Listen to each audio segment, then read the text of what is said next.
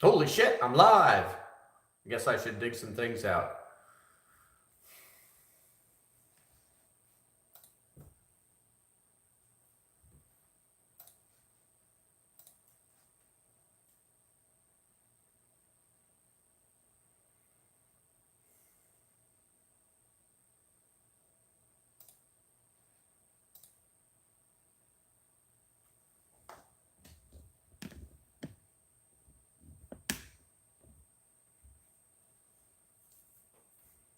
Do do do do do do do do do do do.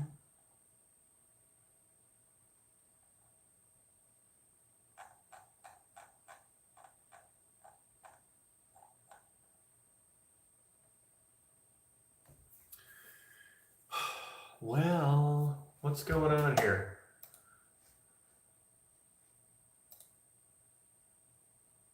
Dashboard. I'm a minute in and no one is here. Weird. Very, very, very, very. Oh, there we go. Some people are here. Why don't you let me know who you are? Say hi in the chat. Yes, I know I'm echoey as hell. I have a story. Do do do. Do do do. See how echoey I actually am. Come on, somebody type you're too echoey or 5x5 or something like that. I have no idea why things are not working properly.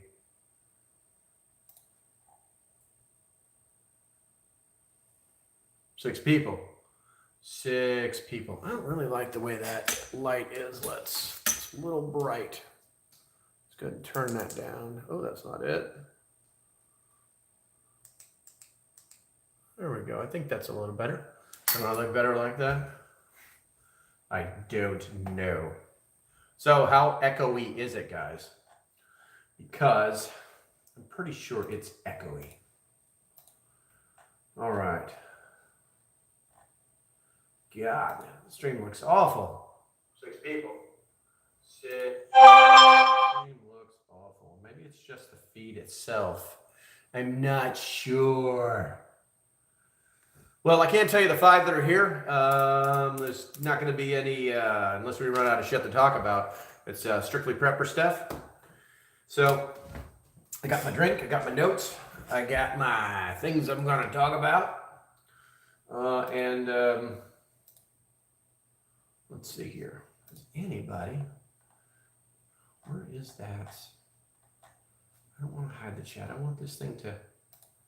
This thing's really being stupid. I guess the connection that I have is just so bad. It's almost like, is there even a chat? Can somebody at least like give me a yo mama or something to tell me if the chat is working? Because it does not look like the chat is working. And if nobody's typing anything, then something is definitely wrong. I don't want to have to restart this whole stream, but I'll do it if I have to. It's killing me, man. It's killing me. What the hell is going on? Okay, 7 people watching. I can't believe nobody's typed anything. So I have to assume that something is wrong with the feed. I'm not getting it. Help me out, guys. Is there any sound? Can you guys hear me? This is really getting bothersome. That is working. Okay, so we got sound. What is this? A game of everybody's too scared to type something? I'm a little confused. I don't understand what's going on, man. Let me see if the chat has somehow been disabled. Give me a chat. Yeah, content. Because I'm getting nothing. Oh, there we go. Okay, there we go. The chat just came on. Woo! Yeah, I messaged him on Discord. No, Thorn, I don't use Discord anymore. Discord hates preppers. Okay, so I still don't understand what. There we go. I don't know what the hell's going on, guys. It just like poof. It didn't show up on my phone, which I used to stream with, and nothing will happen. Yes, Six Pack American. Missed you, man. I haven't heard you in a while. I haven't seen you in a while. My God, you guys are chatting up a storm. I love it. I love it. I love it. I love it. Even if it's just telling me. Okay, so here's the story of the bad sound. As a YouTuber, that is the number one thing you never want to do is bad sound. And I have to because I'm back in the bunker. And if you notice, there's nothing on my head. I forgot my damn streaming headset. So the whole room is just, well, I mean, you guys have been in rooms that are just meant for one thing before. And that kind of crap is why I have a second account for testing audio and chat. Well, here's the thing. It was working fine. It's already been tested, Thorn. Come on, you know me. Give me a break, man. Me and Thorn actually go pretty way back, guys. So I forgot my headset. So I went to Wally World, went over to old Walmart, took almost half an hour damn drive to Wally World. Like, I can make it. I can get back here before 7. I go in there, and did you know they're starting to lock up these cheesy ass headsets? I had no idea. So I go in there and I'm trying to figure out if it's one that I can plug into my phone and if it'll work or not. And I find it and I research it on my phone and it's like, yes, it is. It's got a 3.5 millimeter jack. No problem. I'm like, okay, it's Turtle Beach. They're high quality. All right, good to go. I get it back here. I open it up. I plug my phone into it and you can hear in the background this tick, tick, tick, tick, tick. It was just coming out of nowhere. That's a sign of a bad piece of audio gear. So now I got to take it back tomorrow, and I've got to give you a really crappy sound tonight. But hopefully tomorrow by live stream, you guys will. The echo is not a deal breaker for your good. Okay, thank you. Our CVS is now locking all the shampoos. I believe it, man. People will fucking steal anything. They will steal anything if you give them the chance. Anyway, so I actually tried putting cupping cardboard around the microphone of the phone. None of it worked. None of it worked. Hey, Black Scout, I appreciate it, man. Okay, so I'm just gonna roll with it, and so I wanted to talk about something that a lot of people don't really talk about because we do get some of the newer people in here, and we have to remediate, and some people are not at the level of other people, you know. Fuck, I forgot crap. It could be worse. It could be worse. You could be a good friend of mine and buy a shampoo and conditioner to put them in their bag to take it to the gym, and then brand new, use it once, leave it at the gym. So you could do that too. And you know damn well somebody took it. Yeah, they did. The next day it was gone. They asked. Okay, so some of the things that I wanted to talk about was some of the very basics. Sometimes we just need to either remediate or get back to the basics of how we got into prepping, okay? And the first thing I want to talk about is how much money we spend. This is kind of a, well, if you're a prepper, you should have a year of shampoo. Yes, JK, right? Yeah, but ET, but you're not going to carry it to the gym with you, bro. And yes, he called you out, Thorn. Now you're going to be nasty because nasty Thorn because you don't have a year's worth of shampoo. How long does a bottle of shampoo last? Here's a question for you. That's a question for the times. But anyway, I'm a girl. All right, well, good. I love that, ET. Let's see. But I want to talk about some of the basic stuff. And the first thing I want to talk about is how much money we spend on preparedness. When we got into prepping, I mean, like, at what point, I mean, if you knew however many years ago that you started prepping, how much money it would cost to prep, it might blow your mind, you know? Add auto-tune to that echo. Barn, you're a star. Bam, you're a star. No. Hey, one of the survivalists that a prepper will shampoo with ash and lard. Please don't do that. And no one's going to shampoo with ash and lard.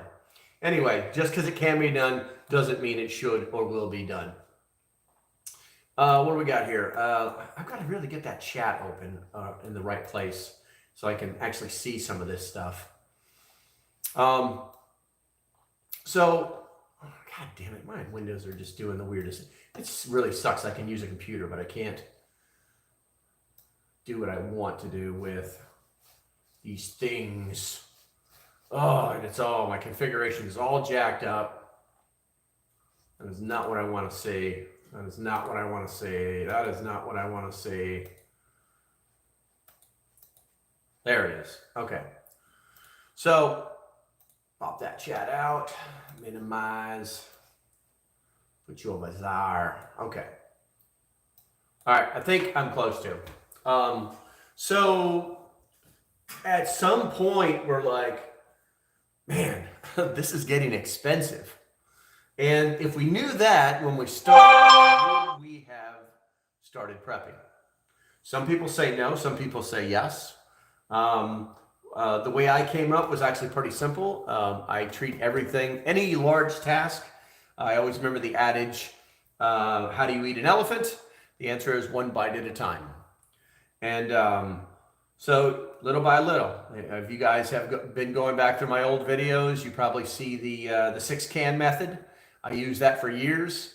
If you don't know what that is, every time I go to the store, specifically for groceries, I'll buy 6 cans of something.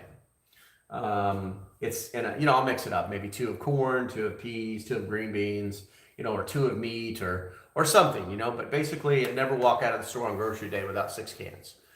And that helps to keep the rotation, and you buy that on top of your regular food supplies. But I digress. Let's get back on point with how much money we spent on prepping. Now, I have no idea how much money that I've spent on prepping, and I know that I have thrown away, through several moves, I have thrown away thousands of dollars worth of gear, worth of tools that I'd never think I'd need again, that I ended up buying all over again.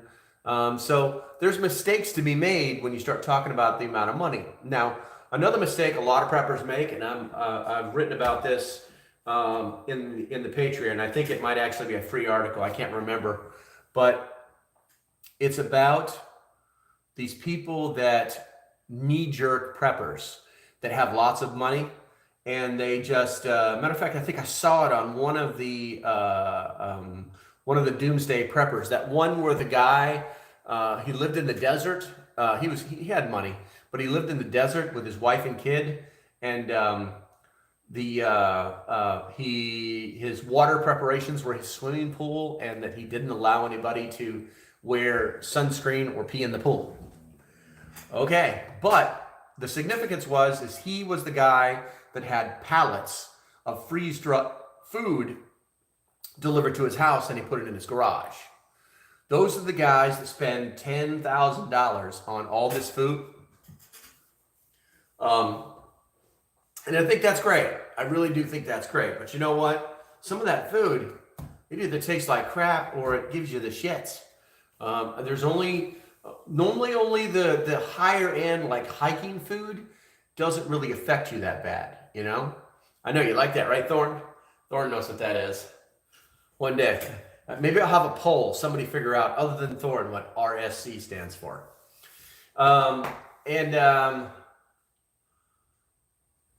It's just mind-blowing the amount of money that could be spent on that one particular thing.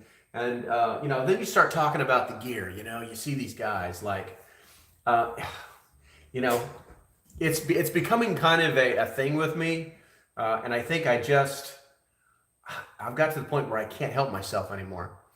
And it's a character flaw. It's a true character flaw that I have.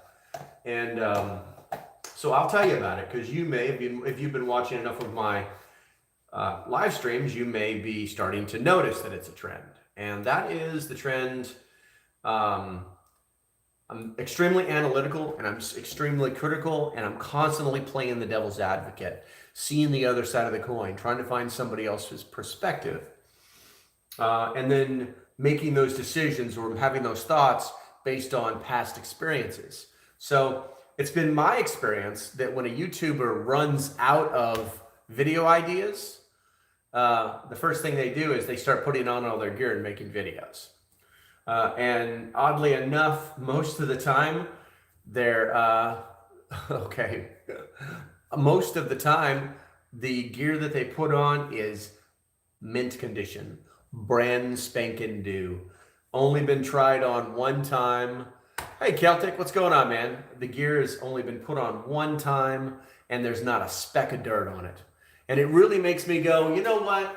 Don't sit there and tell me about your wrecky gear, when there's when the gear's never been used, and you have 7,000 frickin' Amazon links underneath your page. Celtic, we're talking about different things that we learned as we began prepping, and right now we're talking about how much money we spent and how easy it is to spend that money. But anyway, so back to the money. The next thing is actually knowledge, and knowledge trumps gear every time.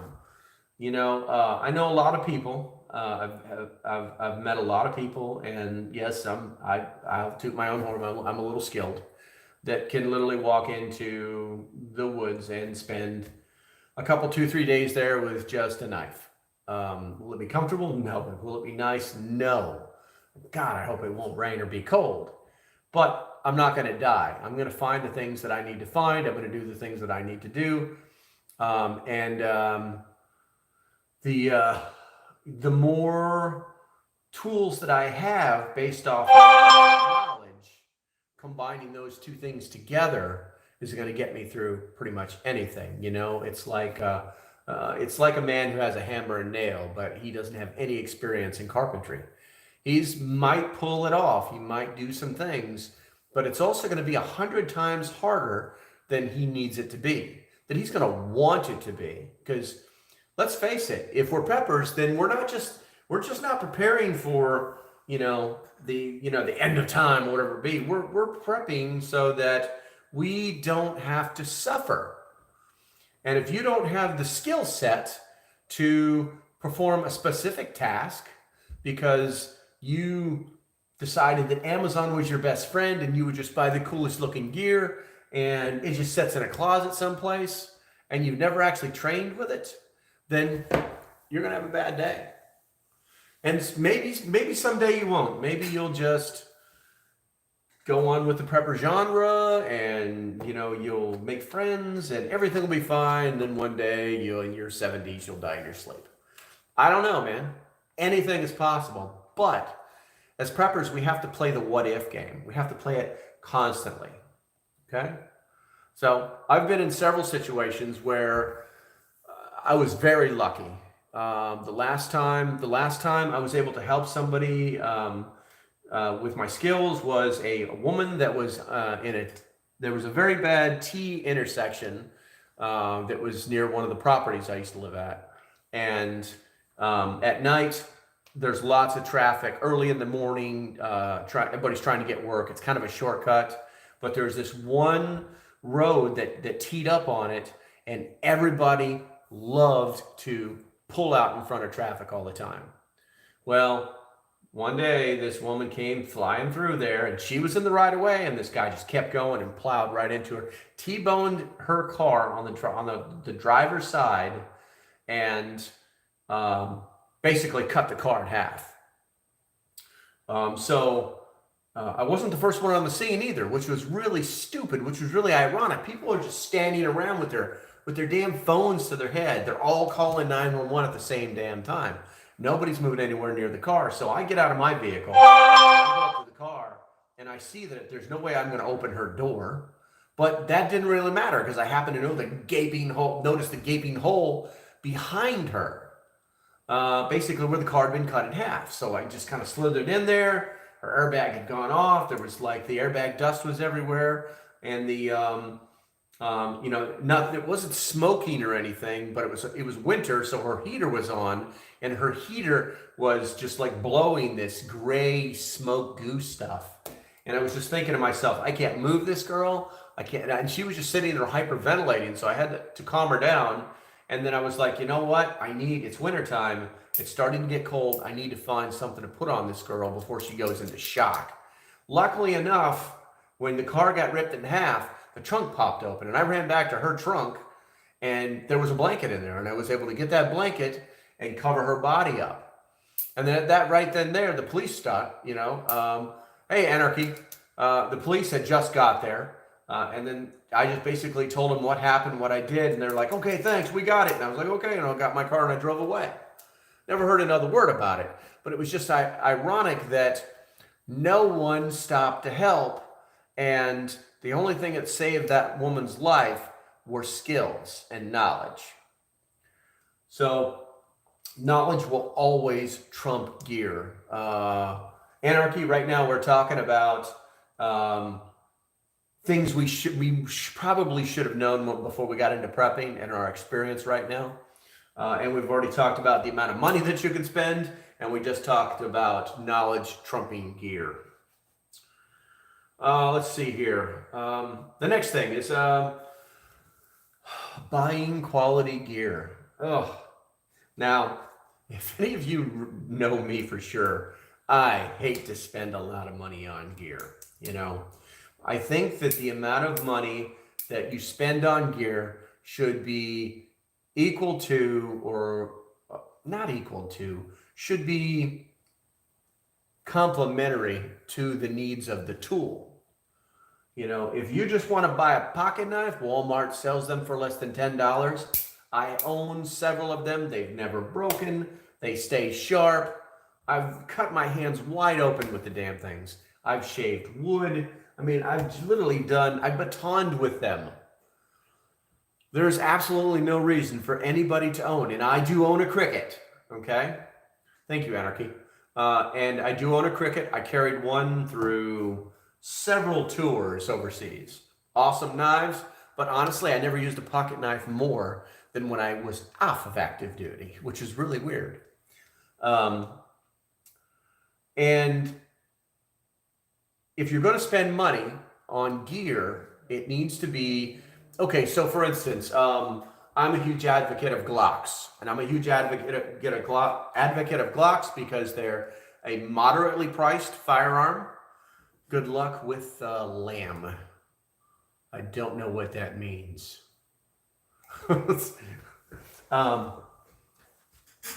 But they're also the most, probably one of the most durable as well as the most reliable firearms on the planet. And I'm going to spend that money. I'm not going to buy an El Cheapo firearm because the funny thing about, especially a sidearm, it's got to work every time. No questions asked. It's got to work every freaking time. I've had Kimbers, I've never seen a gun that needs a break-in, that's crazy. I've owned $3,000 Kimbers, match firearms, and they've never satisfied me the way a Glock does. That almost sounds kind of dirty. But anyway, so you're going to pay the money. So you pay good money for quality gear it's commensurate with what you're going to do with it. I don't have a problem with a Walmart pocket knife. I don't have a problem with, you've probably seen my video on that, it looks like a Gerber 520. It's a fixed blade knife made for Walmart. Those things are awesome. It's got a great freaking sheath.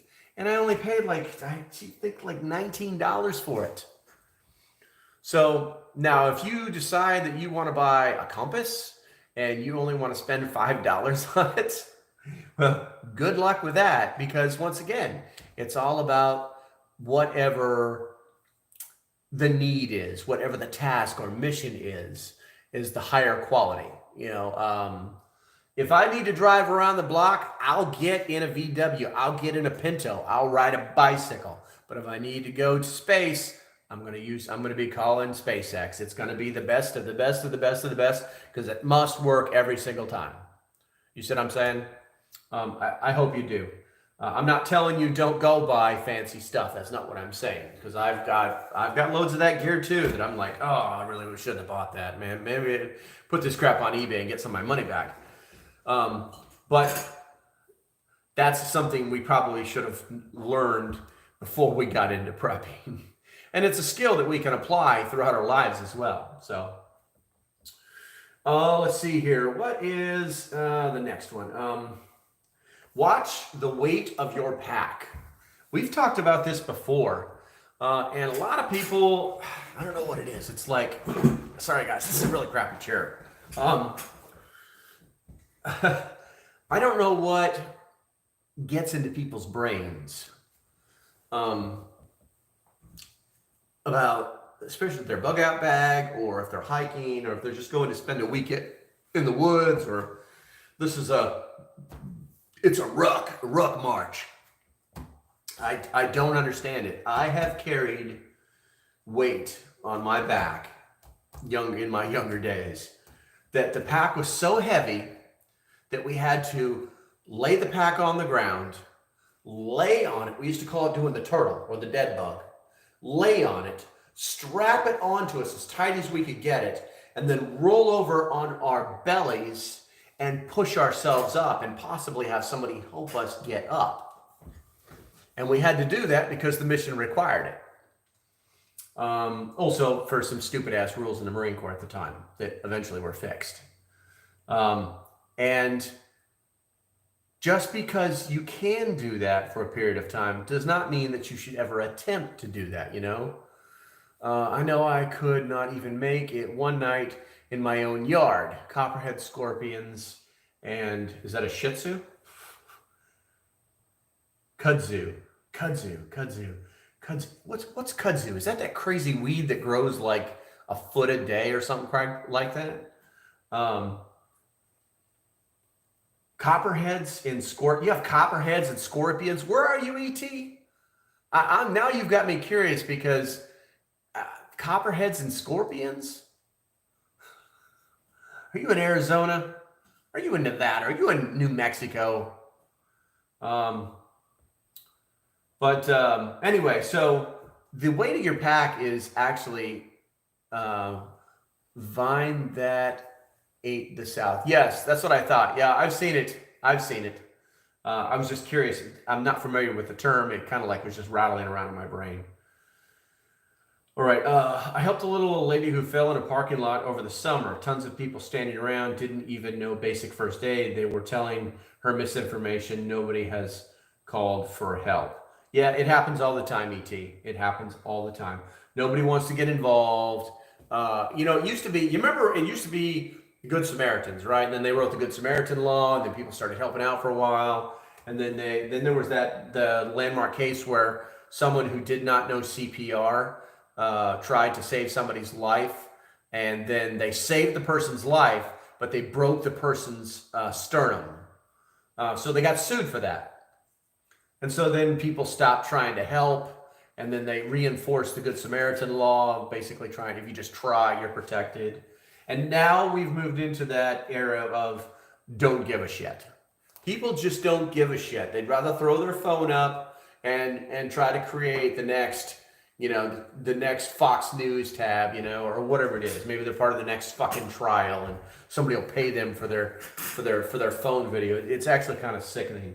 But let's get back to the weight of your pack. I know it's kind of boring, and I know I've asked this question before. It's like, how many people here have actually put, I'm kind of curious because I know a few of you are, but I want you to tell me yes or no anyway. How many people here have actually put their bug out bag on and walked for like 2 miles in it? I'll wait. Yes or no is simple.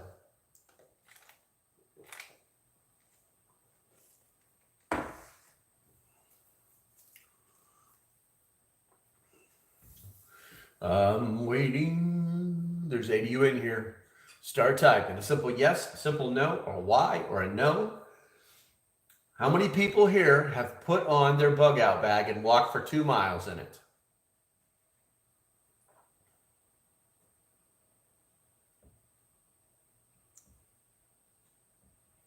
My camera always looks fuzzy. Why does my camera always look fuzzy? Do I look fuzzy to you guys? I don't get it.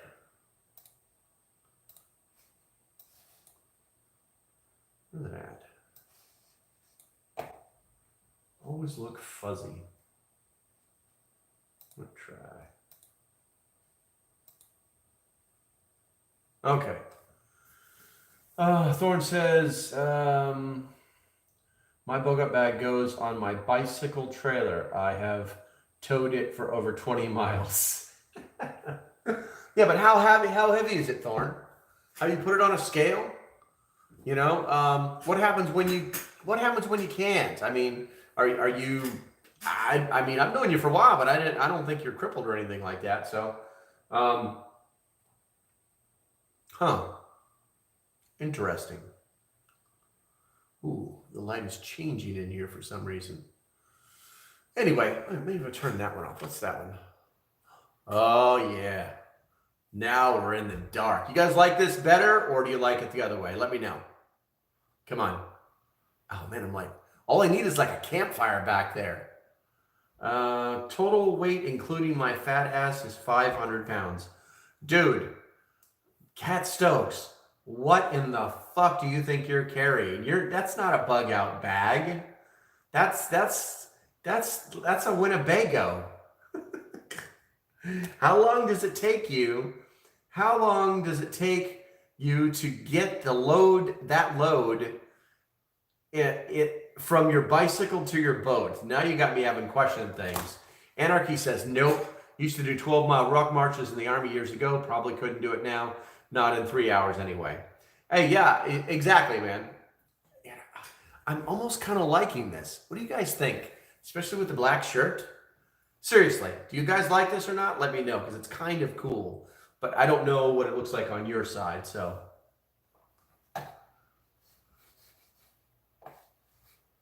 Where are we at here? No, I'm old. Well, then your bag, Celtic Prepper, should be no more than 30% of your body weight. Bike trailer and camping gear plus food for 6 people. ET, should kids have their own pack, or should I just try to condense everything in one pack? That's really on you, ET, and your physical conditioning.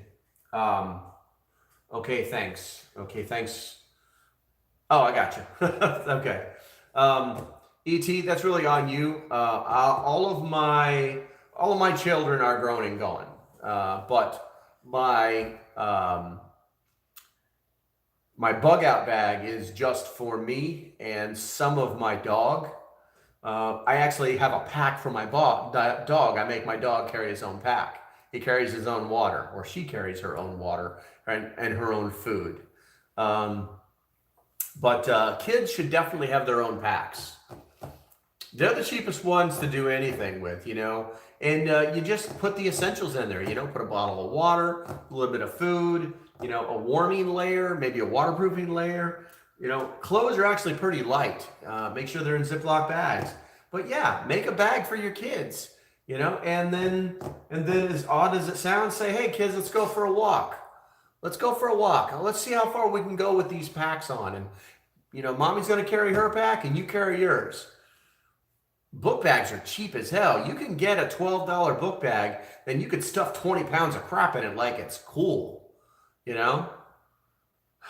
Fire ants, yeah. We have fire ants in North Carolina. They're pretty wild. Where are we at? Kids should have a radio and flashlight, depending on the age. They should also have a knife and a lighter. Yeah, I mean, the knife that's a little trick. That gets a little tricky because things are much different than when I was younger. You know, everybody had a pocket knife. They took them to school. The worst thing we did was carve things in our desk, and we got sent to the principal's office. Now, if you get caught with a plastic knife in your bag, you're going to probably get expelled. So caution on that one. But yeah, your kids should have, you know, make it a game, depending on their age, obviously. But your kids should have their own bug out bag, and their own bug out bag should have everything that they need in it to an extent. Obviously, based on their age, you would carry the more heavy gear, and then you could go from there. Okay? All right. I would not ever give your kids the toilet paper. Give them some handy wipes, and don't give them the toilet paper because you'll never see that roll again. Okay.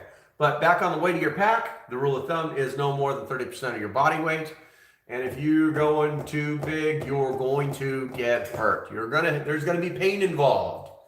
and you're not going to like it. You're not going to like it one little bit. None of you have commented on my new lighting situation.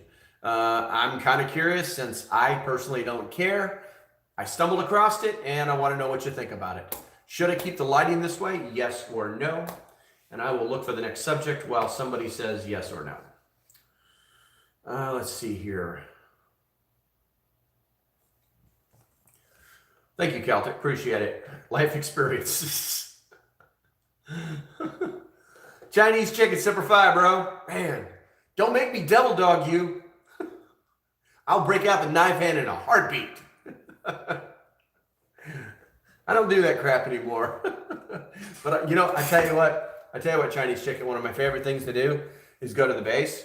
And if somebody with lots of stripes decides to give me any crap, or somebody with shiny stuff on their collars decides to give me any crap and treat me badly, then I just remind them that, excuse me, you will address me as sir. Ha ha.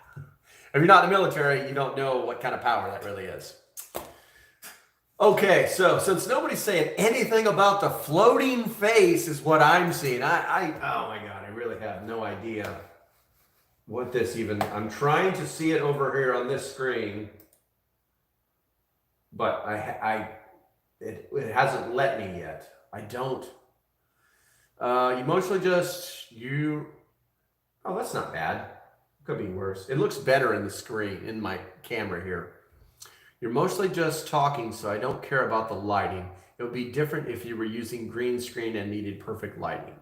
I was just curious, because on my phone, it looks like my head is floating. It looks like I'm green screened out on nothing but black. But I'm looking at myself over here, and the lighting is a little bit brighter. So I'm projecting more light than I think I am. Okay, so let's see here. What do we got here? Window Liquor. Window Liquor showed up. What's going on, man? Lighting looks good. Thank you, sir. Rob. Hey, Rob, I haven't talked to you in a while, man. The Canadian government made my mom disabled from Vax booster. I won't forget. Oh, man, that's so fucking sad. I'm so sorry to hear that, Rob. It's hard to stay positive when something like that happens.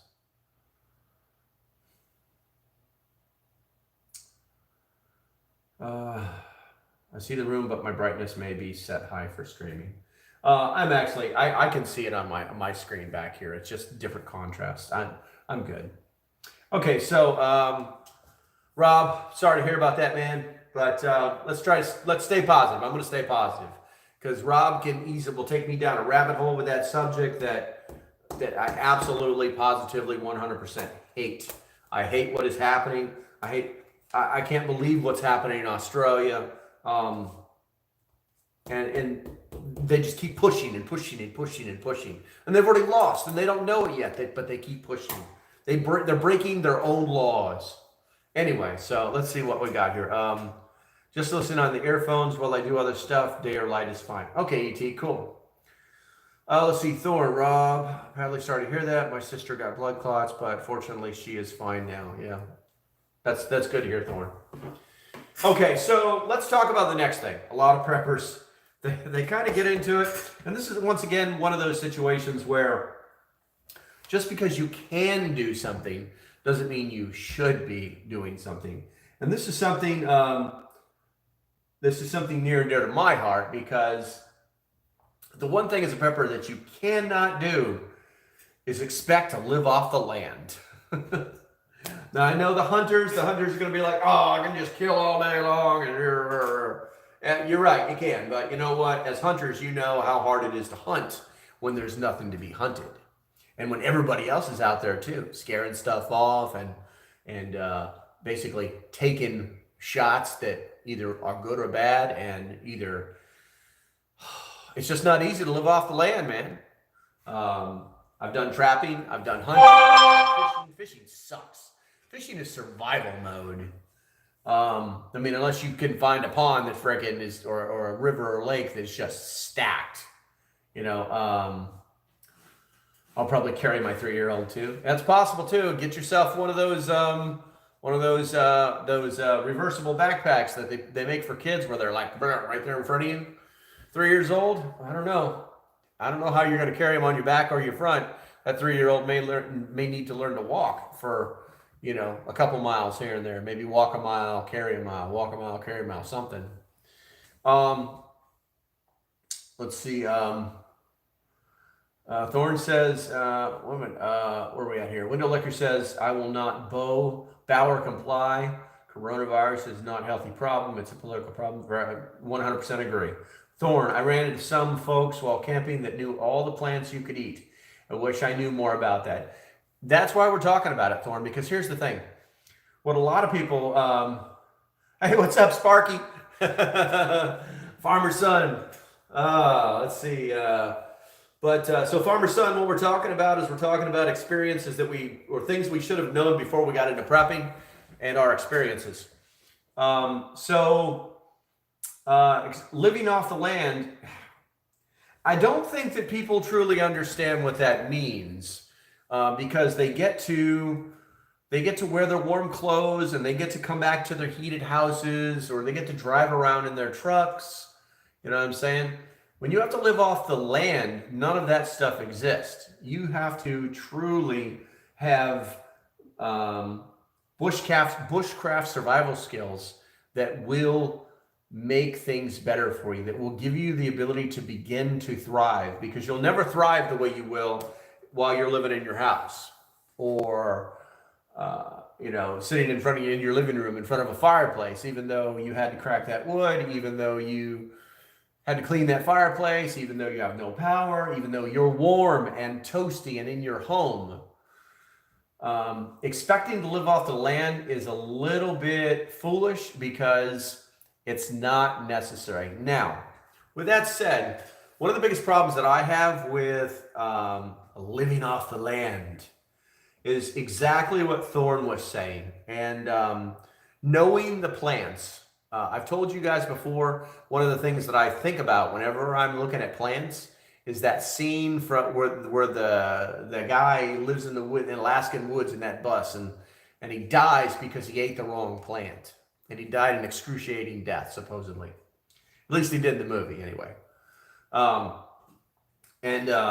So it's like I'm very cautious about what I'm looking at, and I'm always asking questions of people who know more than I do. But here's the thing. There are references out there. I'm not joking. There are references out there that are color references, color picture references, and even by season, what particular plants look like that are edible. The problem is they're extremely expensive. You're talking anywhere from $30 to $50 to buy one of these books. And then, are you really going to carry around a book that thick with you in the bush? No. So now we're talking about time and education in order to develop that skill. You actually have to set the time aside to find yourself into the woods, and then start looking at plants, and deciding what is edible and what's not edible, So, yeah, I wouldn't expect to live off the land ever, unless, we can go a long time without food. So maybe we'll run across something that we know deep in our hearts is edible. But unless you have the skills, I do not recommend you ingesting anything from the woods that you don't know absolutely positively you can eat. The only thing that I'm 100% confident is dandelions. Because you can eat every part of the dandelion, and it will do nothing to you but make you better. All right, what do we got here? Let's see. Farmer's son living off the land is wearing animal hides. What do we got here? Kentucky. Hey, there's Kentucky's here. Hey, good to see you, man. Kentucky says, I lived 4 months in Florida in a tent after Hurricane Andrew. I only ate what I caught or killed 80% of the time. Not easy, but if you're not ready for it, better get lots of practice. And I mean lots. Exactly. This reinforces exactly what I was saying. You cannot expect to live off the land. If you know how to do it, that's great. but do not expect to do it. Thorn, he died because he ate the wrong plants when he was starving. Normally, they would not kill a healthy person outright. Don't correct me, Thorn. I said he ate the wrong plants and he died, and that's the story. Celtic Prepper says, I actually want to go with someone experienced at first. That makes sense. That makes sense. Linda dishonest. Linda dishonest. Oh, can I anticipate everything out of your mouth being a lie, Linda? I hope not. But what's in a name, right? My major prep, Linda, is for economic crash. It's the only one that's actually plausible these days. I think it's the easiest one to prepare for. It pretty much covers everything. What are you prepping for, Linda? And you better tell me the truth and not be dishonest. Window liquor, you can eat cattail roots. Yes, you can. Yes, you can. But they do not taste good. Pretty much like cardboard. Let's see. Any emergencies that arise. Farmer's son is prepared for everything. Let's see. Little breath break for me. Who? Chinese chicken. Yes. Okay, so who here has made and uses a Faraday cage? Question of the day. I'm going to play the theme of Jeopardy in my head while you say me or not me.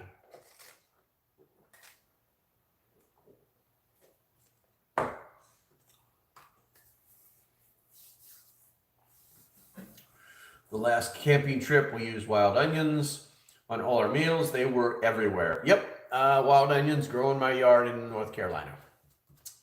I use my microwave. Okay, working on one, just not finished. Yeah, I built one out of my friggin' house as a Faraday cage. Not on purpose, mind you. I'm not buying it. I'm not buying it at all, because if you're building a Faraday cage, there's only one simple rule. There can be no gaps. That's it. There can be no gaps. Because the electricity is going to, the impulse electricity is actually going to try and flow. You want it to flow around the object. And if you give it the opportunity, it will slip right in through one of the gaps. Would a safe work? I don't know. There's actually a lot of gaps in there. I don't think so. The one that I was taught how to build, I work for a living, okay? I don't know what that means, how that applies to Faraday cages, but thank you. My phone needs Wi-Fi to work, or you need to sit near a window to use it. So what? if you can get signal next to the window, your house isn't a Faraday cage. Anyhow, I grounded my Faraday cage. Yes, you can do that. There is some theory, and it works both ways, that both a grounded and ungrounded Faraday cage will work. The grounded ones, it normally has a lot to do with what it's the density of the metal that you're using. For instance, if it's just like a metal can that seals tightly, you do not have to ground it. But if it was like a cage, like a fence cage, like people would stand in, that has to be grounded. Where are we at here? Farmer's son, whatever you put in them can't touch box. Okay. Anarchy, if there are any lightning rods on your house, would that protect contents of home from EMP? No, because the radio waves are going to move through and around objects. That's just regular electricity. Let's see. What are we doing here? Whenever somebody talks about a Faraday cage, I always tell them two things. One, make sure that it seals. And the way you do that is you buy those crappy little trash cans, metal trash cans with lid. Do not get the galvanized ones. It won't work. And then you just line it with cardboard and put your stuff inside of it. It's that easy. And then if you're smart, what you'll do to make sure there's no gap is you'll get that metal tape, one-sided metal tape, and you'll tape up all the way around the seam. So, and then the next thing is I always tell them, make sure that you have, you ever heard one is none, two is one? You better make sure that whatever you're putting in there, you don't actually need to use. And the next problem that you run into is that normally it's an electronic device, and it requires batteries. So now you have to put batteries in there inside the Faraday cage. And if they're rechargeable, if it's a rechargeable device and uses rechargeable batteries lose their charge over a period of time if they're not used. A lot of people don't know that.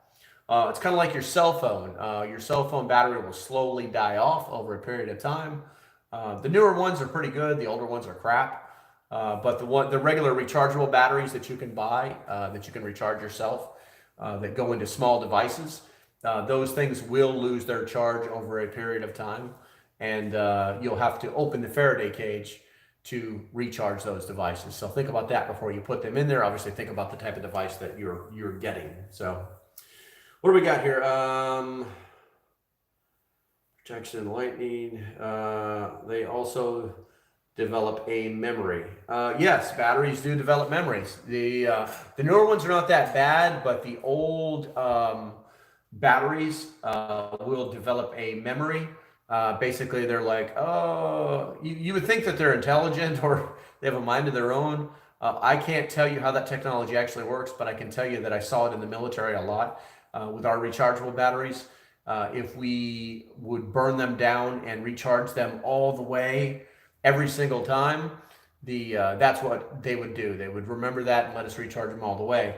And then if we just threw them in a charger after a short mission, they would be like, oh, you only used half of me, so you can only charge me halfway. So things like that.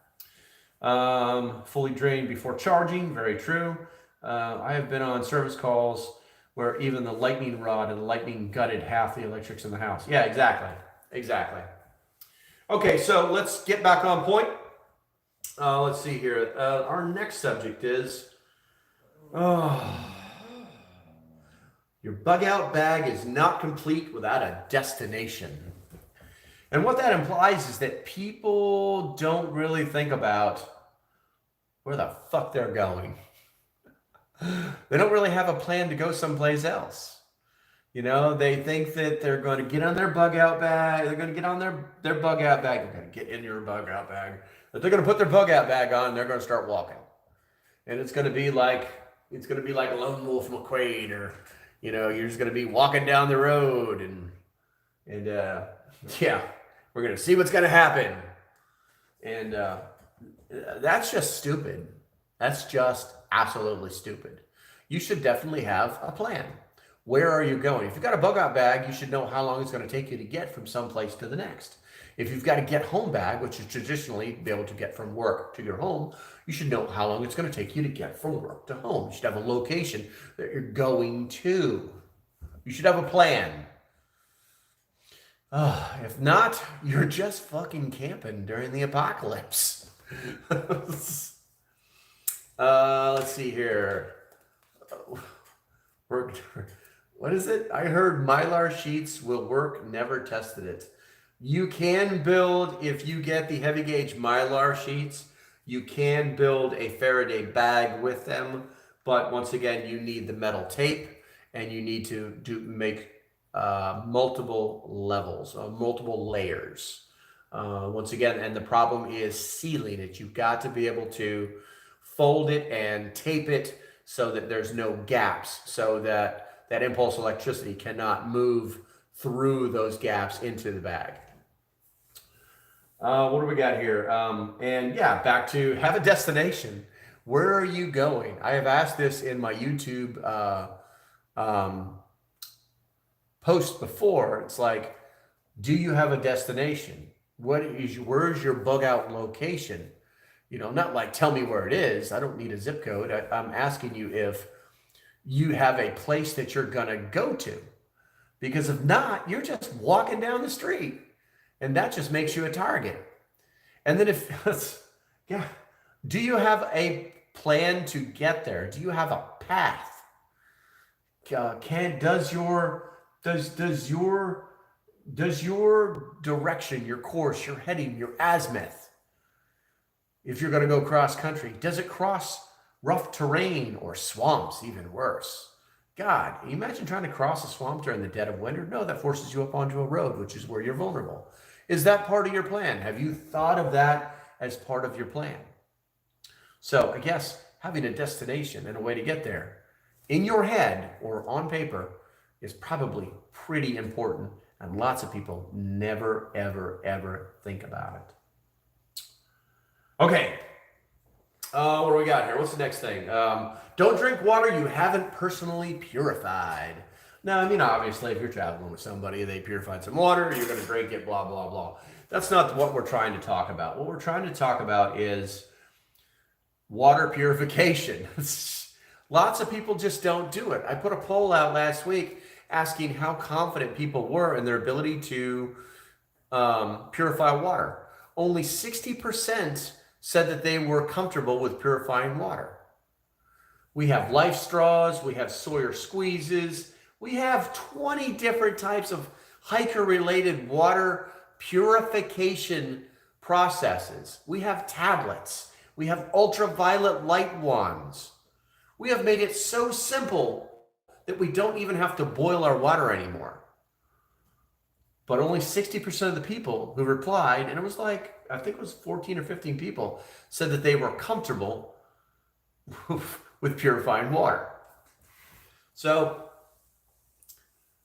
I guess the moral of the story is water's important.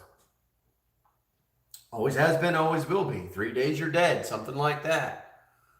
But I think you should probably make sure that this would be at the highest tier of your priority preps. You can buy canned goods all day long, and you can even drink the water out of those canned goods. But it's going to suck for a long time doing that. And you need to make sure that you know how to purify water. Window Liquor says boil water. Pretty simple. It is. But my point is we've got to the point now, if 60% of the people say they're not comfortable in purifying water, but we have the technology now that you can buy at Walmart or off Amazon, that you don't have to do that, how much easier does it need to get? Are we so spoiled that if it doesn't come out of a fucking spigot, we can't drink it? That we should be wondering whether we're supposed to be drinking it, whether it's safe or not? Things to think about. It should be in your top tier preps, guaranteed. These are the things that if you're losing sleep over your preps, that should be one of the things in the top tier that you're having nightmares about. Where we got here? Farmer Son says prep drink mixes gonna get tired of just H2O. Very true. Absolutely true. Matter of fact, there are drink mixes out there that actually make your water more hydratable to your body. Basically, you pour this stuff in your water, and now it's like drinking a frickin' IV. That's how powerful it is. I use them on long distance hikes. They're unbelievable. If you want to know what they are, shoot me an email and I'll get you a link. What are we at here? Window Liquor. If someone does not know how to boil water, then they probably won't make it far. Laugh out loud. Farmer Son says Drip Drop. Yeah, I think that is one of the brands too. I want to say Water Wetter too is another brand, but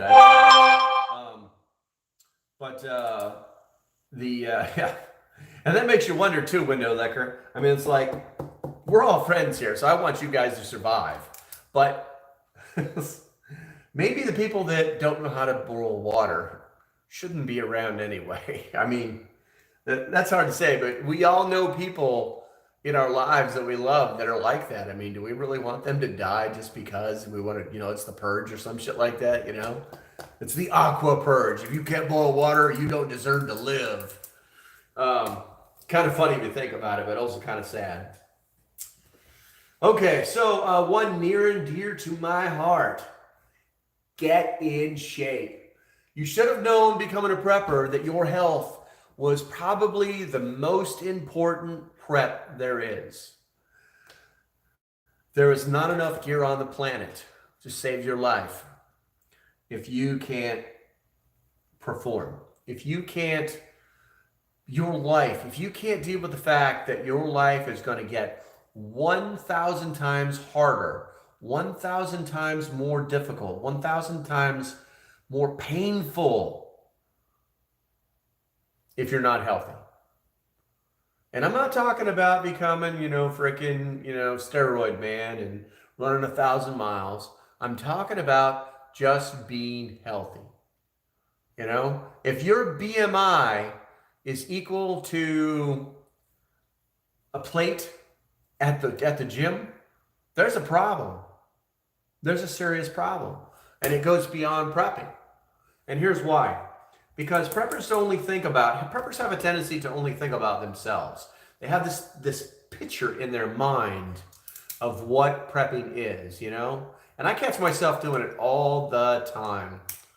But they don't realize that they're not just prepping for themselves, they're prepping for their families, for their loved ones, because their mom wants them to live, because dad might need their help, because their wife and kids may need them to protect them or provide for them like they're normally doing anyway. It's just in a bad situation.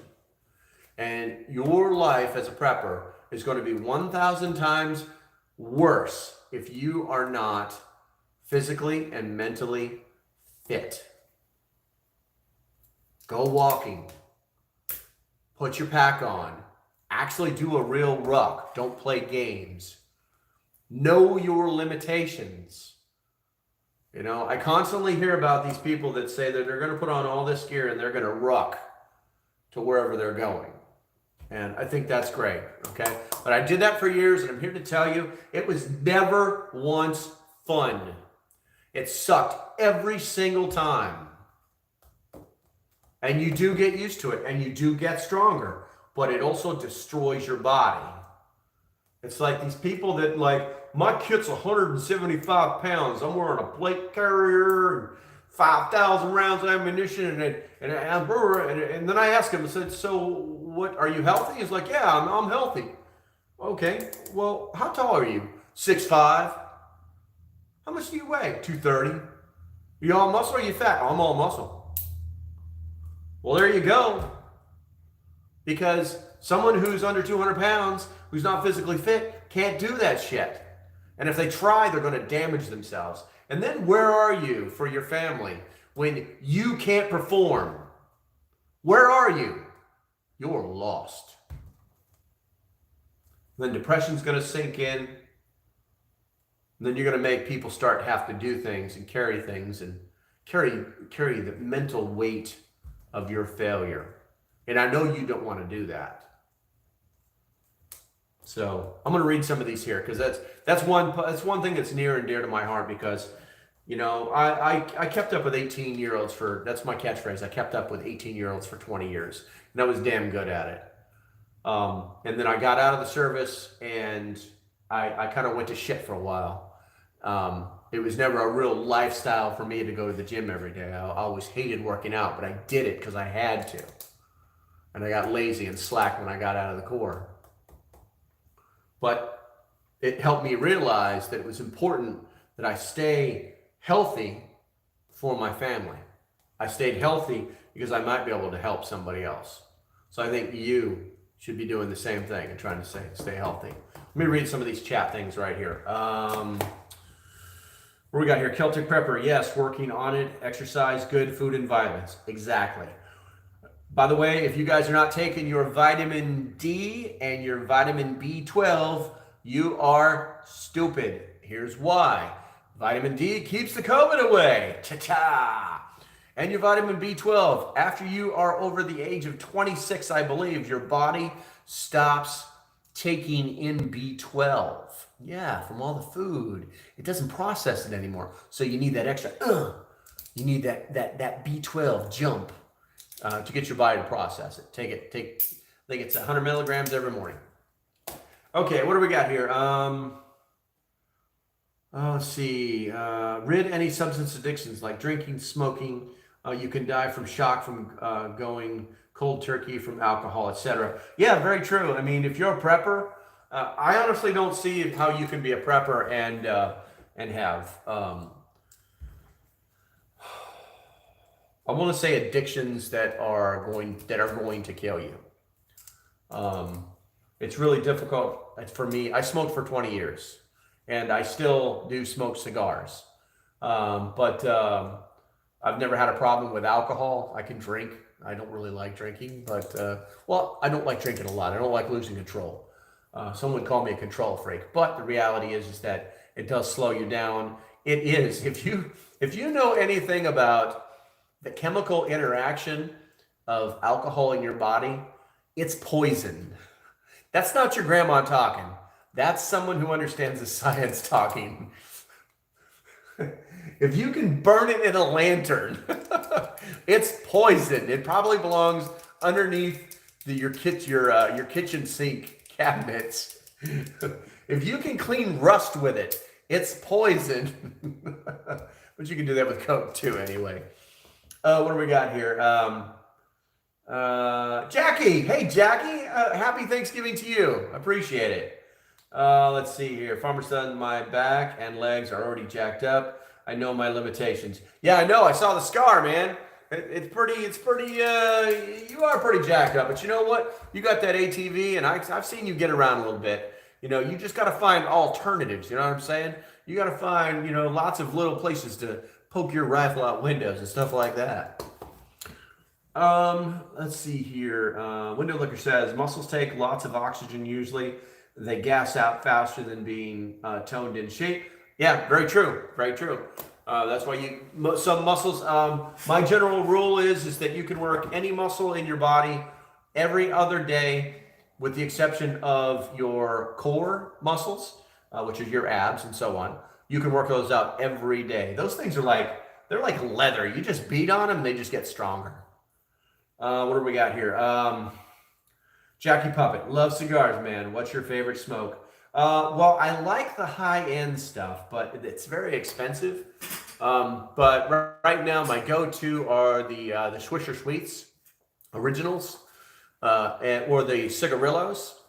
My favorite cigar in the whole world is an actual Cuban Cubano. Oh boy, that with a little bit of spiced rum.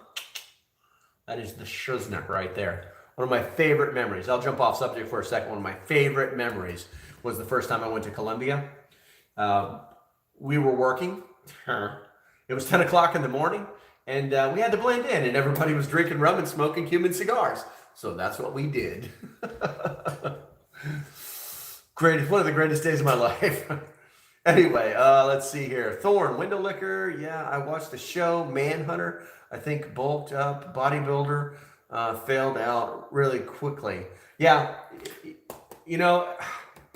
I'm not going to degrade anybody's effort in the gym.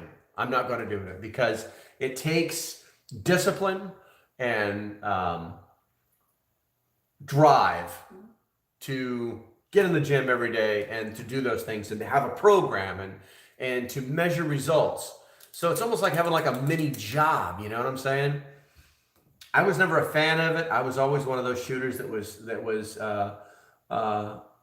small and light. I mean, I'm 5'9", but I was really skinny, and I think on active duty the heaviest weight I got was 183, and it's like we used to run all the damn time, and the big guys always had a problem.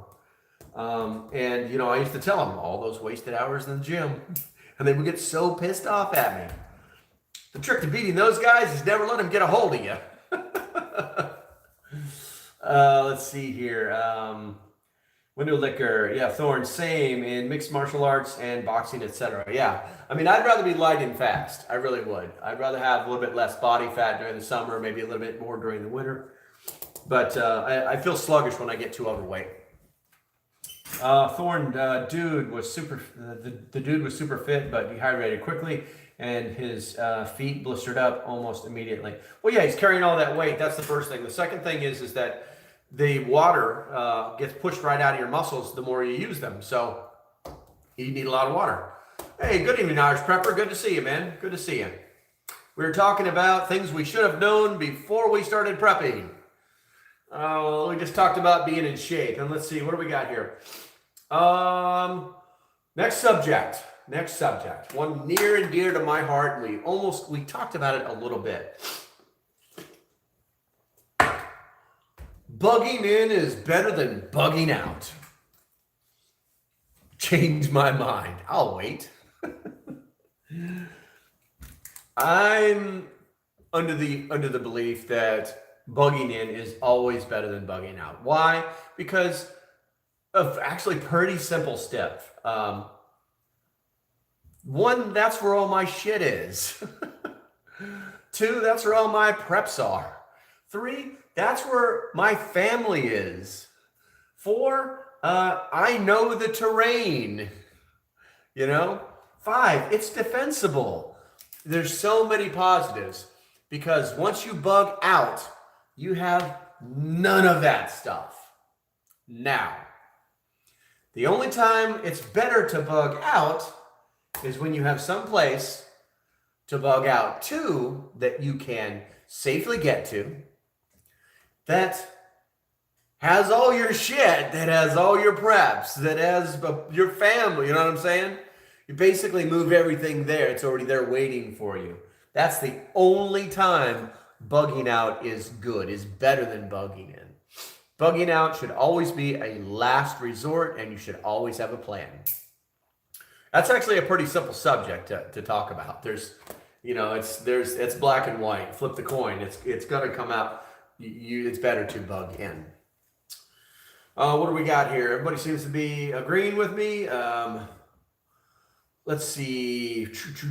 Window Liquor says, I'm not bashing either for bodybuilders. I do construction. I get paid to work out. Yeah, exactly, man. When my oldest son was a construction worker for a good 20 years.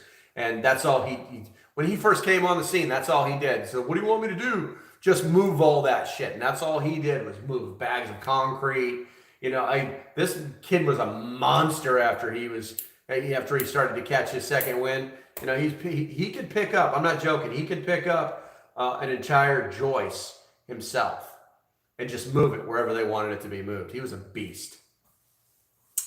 What do we got here? The other night, Jackie says, the other night I asked what your favorite carbohydrate was to prep with, and you told me potted meat.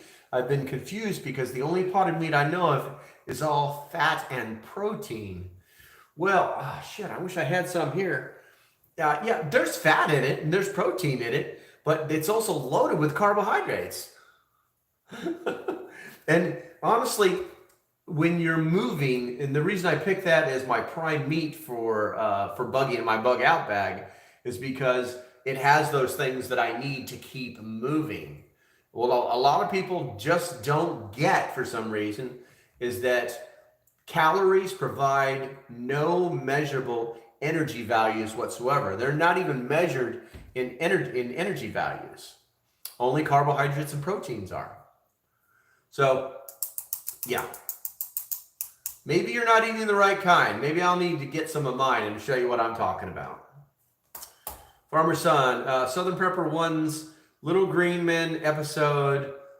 Little Green Men episodes are enlightening. Oh my God. Farmer, don't even get me started with Southern Prepper 1. No. God, this is really becoming a trend with me. So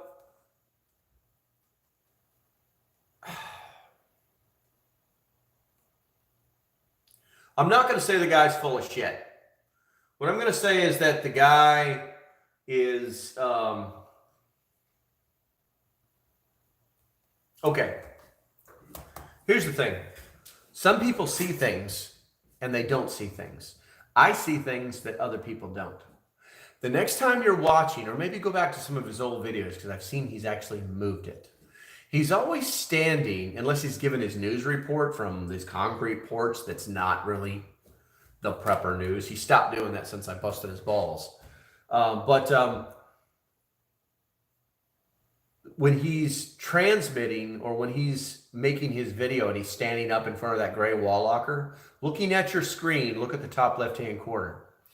And there forever has been a sleeping bag in a compressible waterproof bag.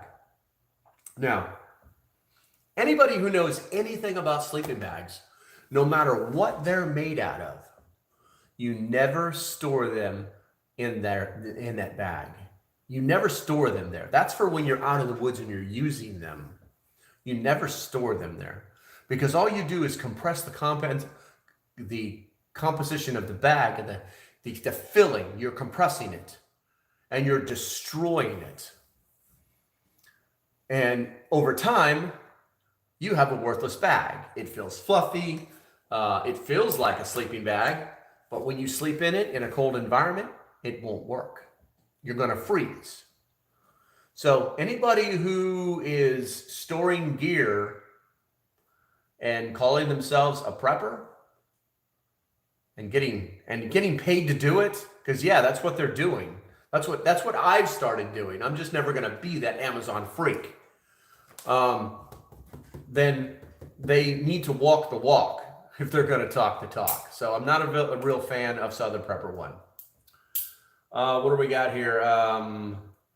Let's see. Window liquor. Your sandbox, you can have defense obstacles, etc., unless they light your house on fire. Well, let's hope they don't get close enough to light my house on fire. But very true.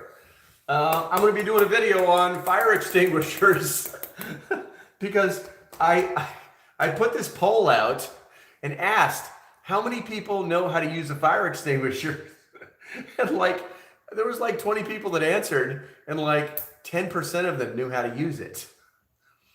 I don't understand it.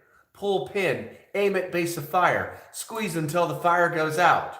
It's pretty simple. It's a 3-step process. But I was absolutely amazed that no one knew how to do that shit. So, okay, what do we got here? Let's see. Defensive obstacles for home defense. 5-gallon window liquor, 5-gallon cans of fire retardant, and some paint rollers for SHTF. That's actually pretty smart. I mean, it's the end of the world. Let's paint our house. It's a little goofy, but you know what? If it's the slow burn, man, you got time for that kind of crap. It's time to make the defense, that defense in depth. One day I'll cover that. Yeah, that's pretty fucking ingenious. Let's see here. Farmer Sons. So I need to take my 4-season bag out. Oh, yeah. Matter of fact, I saw that's actually a nice little bag that you bought. It's not cheap either. But yeah, you should store that outside of the bag, okay? There's 2 ways you can do it. There's the old school way, and then there's the kind of new way. People don't like to store their sleeping bags properly. So first of all, hang it someplace that it's not going to, mice and shit are going to get to it. Hell, dude, I would hang it right in that same room that you like to stream from. There's a couple of different ways to do it, but the easiest way to do it is just to look at the bottom of the sleeping bag, and there's normally these 2 little tabs sticking out of the bottom of the sleeping bag. People barely even notice them. You get yourself one of those hangers from freaking Walmart, Kmart, wherever you hang, wherever you buy clothes or whatever, and they have the little notches on them for the women, for them to put their little strap shirts on them, right there, and you can hang it in a closet. You can hang it outside. I don't like to put mine in a closet unless I know that the closet is not going to be someplace mice are going to get in, stuff like that. But yeah, just hang it, and that's the way you do it. The other way is modern sleeping bags actually come with you have the compression sack, and then you actually have the storage sack it's like a giant laundry bag. I don't know what came with yours. And if that's the case, then it's perfectly safe and works just fine to just put it inside there, zip it up, and throw it in the corner someplace. Just as long as something's not on it, put it on top of something, or you can even hang the bag if you wanted to.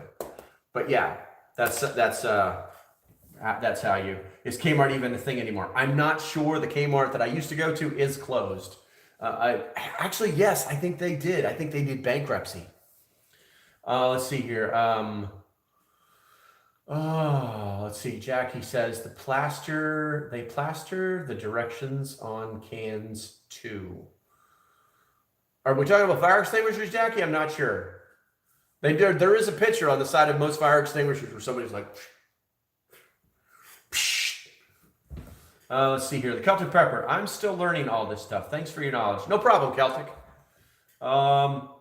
Shameless plug. Celtic, if you want to go in deep, hit my Patreon. There's a link in the description. For $3, I'll sell my soul. Let's see here. By the way, people are joining that thing too, guys. It's pretty amazing. I've been doing nothing but like writing articles for the past 2 days. What do we got here? Farmer Son, I'm glad I could help. Anytime, man. Jackie, is Kmart even a thing? Yeah, fire extinguishers. Thorne says, my compression sack crapped out, so mine goes right into watertight bag. Yeah, I mean, if that's the way you're gonna do it, I mean, that's the way they did it in the military forever. We didn't have, they call them WP bags. They're just these green, super durable bags. I always thought they were very badly designed because they literally you roll the end, wrap it, tie it, you know what I'm saying? And they worked. They really did work. The one thing I did not like about the old WP bags was that temperature control was always an issue, and you could end up with condensation inside of your bag because it was rubber lined. So, but as far as storing, never store it that way. And I didn't even know that on active duty. I found that out when I became a freaking, a long distance hiker. All right, what do we got here? We got sidetracked quick on that one, didn't we? Woo! I felt like I'm thinking about it. Well, it's loaded. You can get in for $1 and you can see some of the stuff. But the $3 is the kicker. The only real difference between the 3, the 5, and the 15, the 5 is just quicker email replies. One of the things that I'm really doing, and it actually was why I started the Patreon, was people started asking me questions that required either a detailed explanation or me to do research, because I didn't want to give them a bad answer. I wanted to make sure it was current, up to date, and they were getting the newest, latest, and greatest stuff. And then you just pack your experience on top of that. You wrap it in a nice little burrito shape, and you shoot it out to them via email. So what I realized was, hey, you know what, man, this is taking. Somebody asked me a question, and it took me like half a day to answer the question properly. I was like, this is taking up a lot of time. So if at the different levels you get more access to me. I don't know if it would work for you, Irish, or actually no, Celtic. You're here. Wait a minute. Celtic's in the United States. Irish is actually over in was it Scotland? I'm probably mixing you guys all up.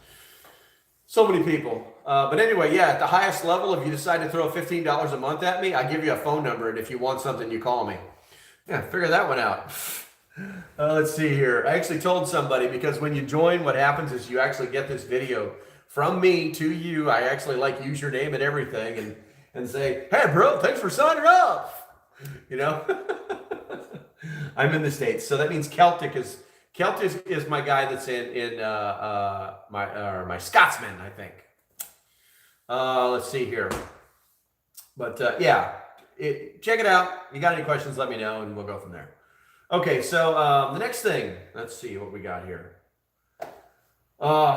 Never stop stockpiling. I can't believe I just just blurted all these bullets out, you know. I basically spend I don't know, an hour or so just kind of thinking up subjects. The live streams kind of kick my ass because I know what I want to talk about, but you guys sidetrack me, so I have to build these lists so I stay on track. Otherwise, we end up talking about the craziest crap. Where are we at here? Irish Prepper. Jackie going to add 2 raised beds next. I like it. I like it a lot. I actually need to do that myself. I need to check Celtics. Oh, damn, so who's the Scottish guy? I'm gonna I'll figure that one out. Never stop stockpiling. Basically, never stop prepping. 6-can method. Somebody said that they spend $70 to $75 a month on preps. I've got to the point now where everything is rotating. That's where I would like to see everybody to be at. You have to determine how long you want to prepare for. If it's 3 months, if it's 6 months, 9 months, a year, 2 years. And then once you reach that goal, once you figured out that math, which I can do for $15 a month. Once you do that and you have got those preps stockpiled, you could start rotating, and then you could stop spending more money than you need to spend. You would actually be spending the money that you only need to spend that particular month on your budget. You wouldn't have a prepping budget anymore. You see what I'm saying? And that's where I am. That's where I am. I figure after a year, and that's how long I'm set up for, is 1 year. Then there's if we have to survive for over a year, we're gonna be living off the land. We're gonna be some tree bark eating fools. That is for sure. But yeah, you never want to stop prepping, even when supplies are thin. We've all seen that. Right now, things are better, and they're getting better even in the bad places. But yeah, start to think about that rotation. You know what I'm saying? Because if you don't, then you're just going to end up with a pile of food. And sooner or later, it's going to, it's like, oh, what am I doing? You're just going to lose focus, Put a plan on paper, execute that plan. Every 3 months, check the plan out. Make sure it's still working for you, What do we got here? Irish Prepper says, spend a little more upfront to save more later on. Exactly true. Exactly true. Because when things go bad, everything gets expensive. It's an investment. It's an absolute 100% investment. Window Liquor says, my spare bedroom is like a mini grocery store. I love it. My place is actually pretty tiny, so I can't do that. I have to rely on storage sheds. Just thank God I have some really awesome ones that I wouldn't say they're temperature controlled, but they stay cool in the summertime. They don't freeze in the winter. They don't leak. I don't have any wind problems. I don't have any pest problems. So I'm pretty lucky.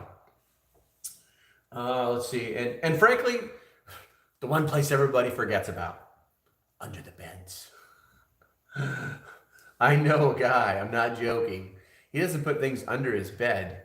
He got rid of his box spring, and he just bought boxes of freeze-dried food from Thrive, and he stacked them 3 high, and then he just made them the size of a bed, and then he put his mattress on top of it, and that's what he sleeps on. It works great.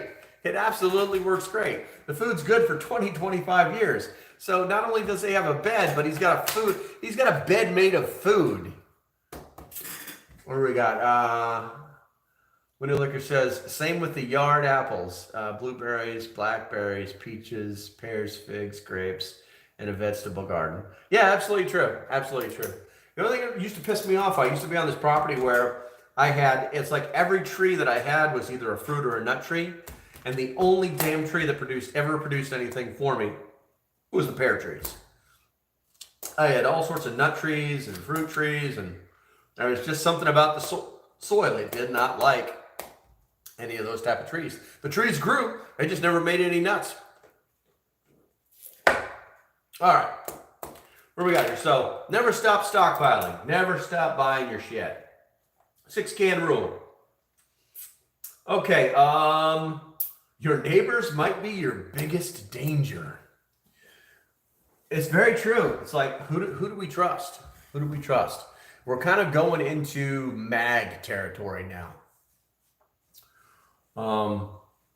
It's like, how do you have that conversation with your neighbor? How do you like ask him, Like, hey, man, have you thought about the apocalypse? How do you do that? How do you do that? And there's ways of doing it. You know, I've done it before, but I like to have a little bit of fun with it. And these are things that we have to actually think about. If you live, not everybody has the luxury of living, you know, in a small trailer in the woods. Not everybody has the luxury of being on 10 acres of like nothing. You know what I'm saying? Um, and maybe you live in a cul-de-sac, which is actually awesome. You know, uh, maybe you can talk to your neighbor to your left, to your right, and the three across the street, and you guys can figure something out. Um, but what if you can't? What if you can't? So, what you need to do is you just need to be cautious. You need to know who your neighbors are, because I tell you what, you could know a guy for 20 years across the street and you never really know him until next thing you know, the police are showing up and he's being arrested for all the kids that he killed that are buried in his basement. You know, you got to really pay attention to the people around you. Situational awareness is kind of important in that particular estimation of your situation. I would not say that any kind of review of the area is even applicable. But the reality is that you should know your neighbors. You should shake their hands. You should wave to them when they're mowing their lawns. You know what I'm saying? You should be approachable. So think about that if you live in that kind of place. What do we got here? Are you ready for winter? It is winter here already. I don't know if you're talking about the dark winter, or if you're just talking about the weather that's rolling in, that's been rolling in. It's just getting butt cold already. I think everybody's kind of ignoring it. Yeah, I'm ready for winter. I've got food. I've got shelter. I've got food. I've got a flamethrower in case things get too cold, you know. Yeah, I'm ready for winter. I hope everybody else is too. Thorn, nobody cares if you're on their phone, Thorn. But I do appreciate your courtesy. What do we got here? Let's see here. You've got to become self-sufficient. Now, this could be taken a lot of different ways. It could be taken like, you know, you got to go shoot some deer and put them in the freezer for, you know, to make it last. So you got meat for a year, you know, that kind of thing. It could mean you've got to know how to sharpen things. It could mean you've got to know how to fix a pipe. It could mean you've got to know how to mend a fence, or you've got to know first aid, you know, or you've got to be able to wire a TV antenna, you know. It could be a lot of different things, but this comes down to the skill set again, to your base skill set, and you got to do it. You've got to be self-sufficient in. I guess you have to be a jack of all trade and a master of none. That's kind of my thing. There's very few things that I have mastered in life, but I've done a lot of shit. I've had a lot of different jobs. Even in the military, I did a lot of different jobs. I was very lucky to not get stuck into one thing. And, you know, becoming self-sufficient is actually pretty easy. It has a lot to do with education and educating yourself. So one of the things that a phrase that I actually coined was called the 10-word SME, the subject matter expert. I developed it over years after you spend enough time in the military, you end up in a staff job of some kind, telling people how to do things and how messed up they are, and inspecting them and supervising them and things like that. But when you start to get to the higher levels, people start expecting you to know what the hell you're talking about. You just can't wiggle your way through things. So I came up with this idea that whenever I was asked to research something and then brief it back to my seniors, which normally wore stars on their collars, I would always memorize 10 significant words from that subject, so that when I spoke, they realized that I knew what I was talking about. Because it's so hard if you don't know how to relay the information to somebody who needs that information to make a very serious decision, then they're not going to listen to you.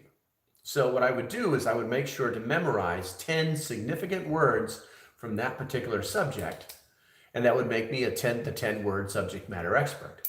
Now, what it really did was I was educating myself about the subject, and it gave me the confidence and then eventually the ability to perform those tasks, to perform, maybe it was learning how do you sharpen an axe or a hatchet.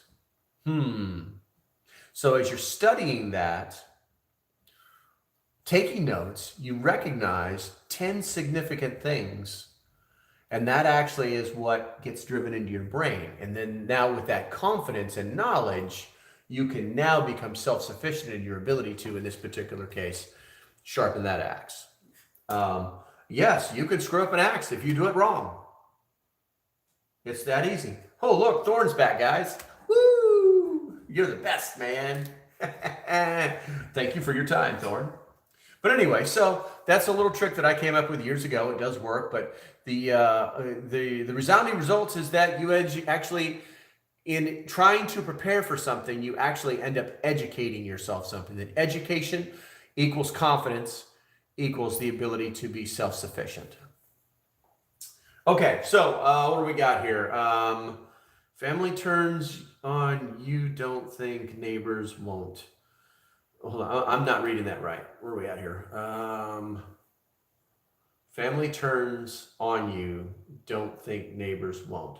Oh yeah, I got you. Yeah, I mean, some people have family that they'll turn on you in a heartbeat.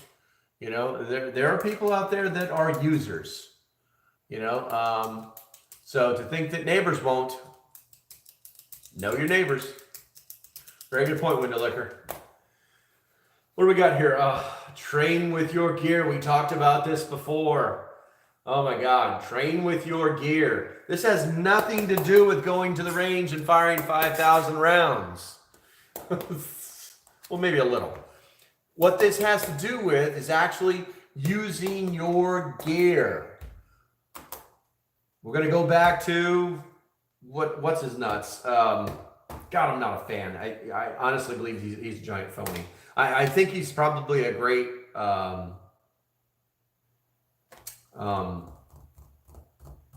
what's the word I'm looking for? Somebody who just like lives off grid. Damn it. Help me out, guys. Someone who just lives off grid. He's got a plot of land. He raises sheep. Does gardening. God damn it. Anyway, I think he's probably an awesome one of those. And I'm talking about, what is his damn name? I'll tell you in a minute. The guy with all the brand new fucking battle gear. He's ran out of video ideas, so now he's putting on brand new battle gear and talking about his recce kit. Homesteader, yes. He's probably an awesome homesteader. He really is. I believe that he is. I've seen his garden. It seems as if he's doing the thing, and he's got a woman in the background backing him up. So, it's difficult to call him a liar on that. But listen, man, use your gear. Don't pretend to tell me that you've got a reconnaissance layout, a reconnaissance setup, and the gear that you're wearing is brand fucking new. You can see the folds in it.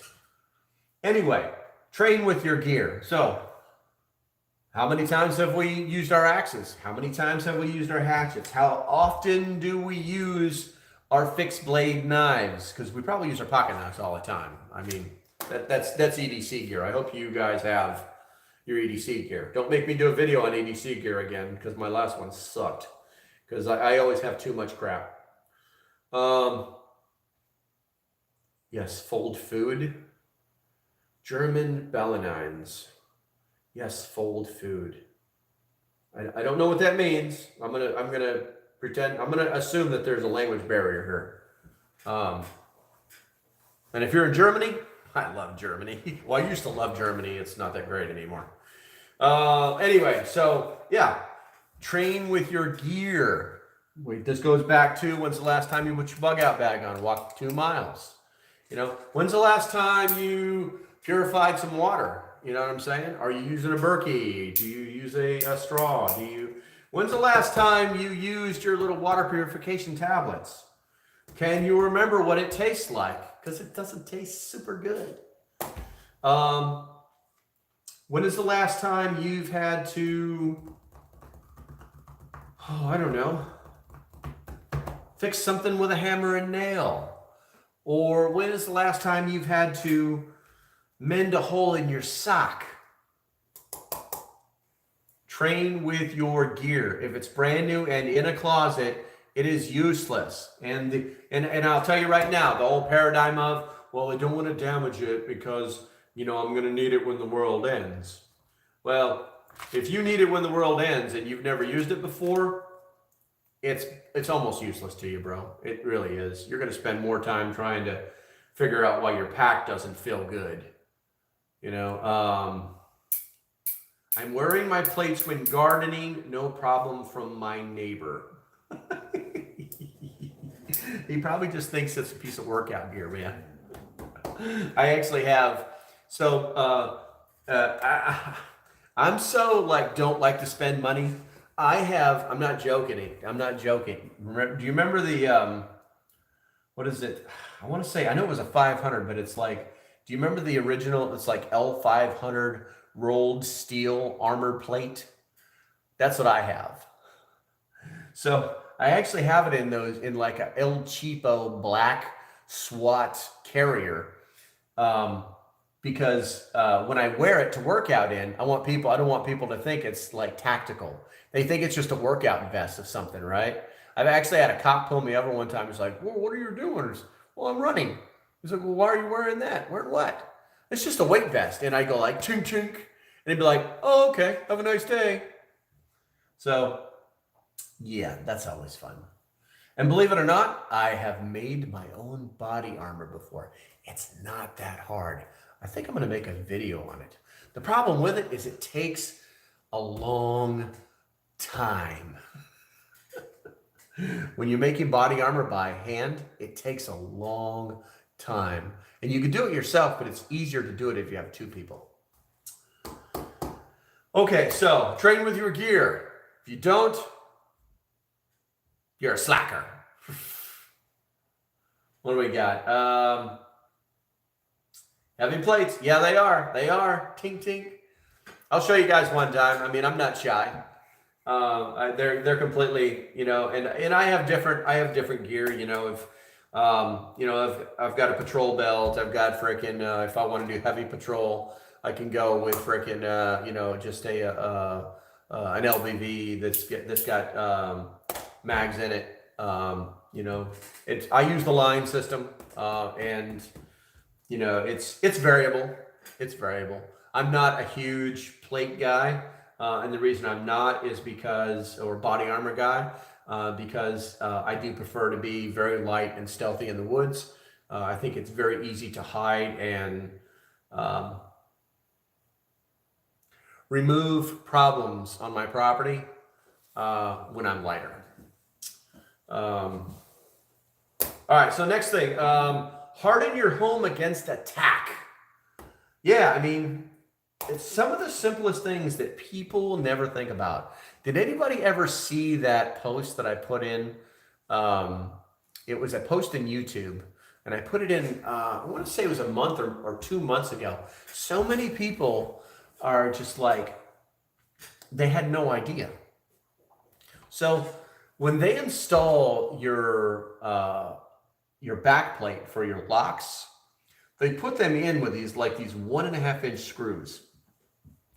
And then somebody can come right up, no joke, and no matter what that thing is in, unless it's actually in a steel frame, which is kind of rare, they can just kick your door right in. But if you take 4-inch wood screws and replace your little 1.5 inch screws with those 4-inch wood screws, that actually goes into the frame of the door. let them try to kick your door in that way. Harden your home against attack. One of the things that I had on one of my older properties was I had a system during hurricanes where I would open my the bottom of my main windows. All of my windows were the kind that you could you could push the bottom up, you could push the top down, or you could pull the bottom back towards you.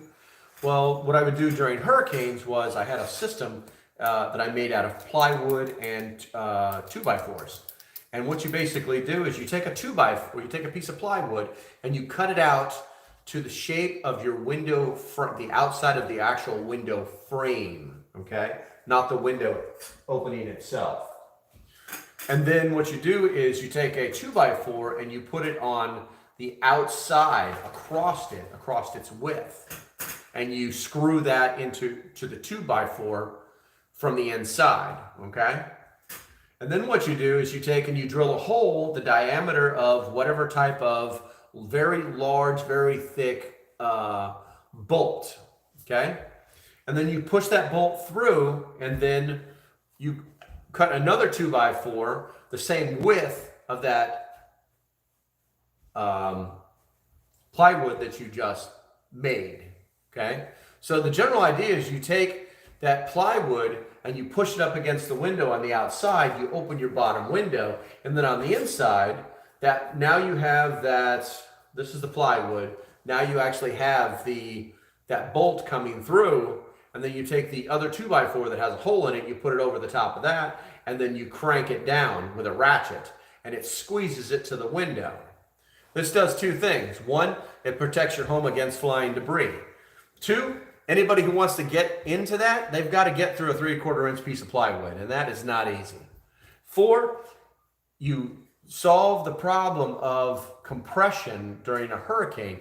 People like to leave all their windows closed and close everything up. Well, that causes compression inside of the atmosphere that's within inside the house, and you could actually destroy your house that way. So what happens is you just basically you've just created a wall barrier. And then if you want to, you can slit holes in it and stuff like that and then cover it up. You can get fancy with it if you want to. But I had one for every one of those windows on my house, and then when the hurricanes came, I just ratcheted them on, and then when the hurricanes were gone, I ratcheted them off and put my windows down, and then you're not nailing plywood to your damn house. And when you live in Hurricane Alley like I did, it comes in handy. It's great for defenses. You can't beat it. Okay, so harden your home against attack. Let's see, what do we got here? Okay, so that's the end of my list, and we've been talking for 1 hour and 47 minutes. What do you guys want to talk about? I'm going to do this for about 15 minutes top, and then I'm going to call it because I'm starting to get a little tired. What do you guys want to talk about? Talk to me, Goose. Anything good? What do we got here? Man, my configuration is so messed up right now. And it's all completely so... That is... What the hell? I'm losing my damn mind. You go over there. No. Anyway. Okay, what do we got here? Thorn is on the phone. Thorn reminds me of, in the 80s and 90s when we still had phones that had cords on them, and there was the little sister was always on the phone. You could never get on the phone. Okay, so obviously we've ran out of things to talk about. Unless you guys want to talk about something, I'm going to have to call it. I can't sit here in silence. Go to my Patreon. Give me money. By the way, you know what? I got to tell you something, guys. I actually had a comment, and I put it in my last video for you, that basically it's all about the money. It's not all about the money, because I literally make 77 cents on $1. That's what I make. So unless I get 1,000 subscribers, no one's getting rich. Absolutely no one is getting rich. I'm just doing this because it's my time, and I think the work that I'm putting in is well worth it. And I think that you guys are going to get a better profit at a better product at such a low price. It's not even funny. Okay. Let's see. I don't know if I'm going to live stream tomorrow. I don't think I will because it's Thanksgiving, but you never know. You never know. I'm going to go to Thanksgiving supper around noon. And then I don't know what I'll have scheduled for the rest of the night, but you guys are not talking. So I'm going to call it. All right. I want to thank you all for your time. And I hope you have a great Thanksgiving. And as usual, I want you to stay safe. I want you to have a great day and have a great weekend too, because it's pretty much a long weekend. All right, guys. Thanks again. Love you. We'll talk to you later. Have a good night. Bye-bye.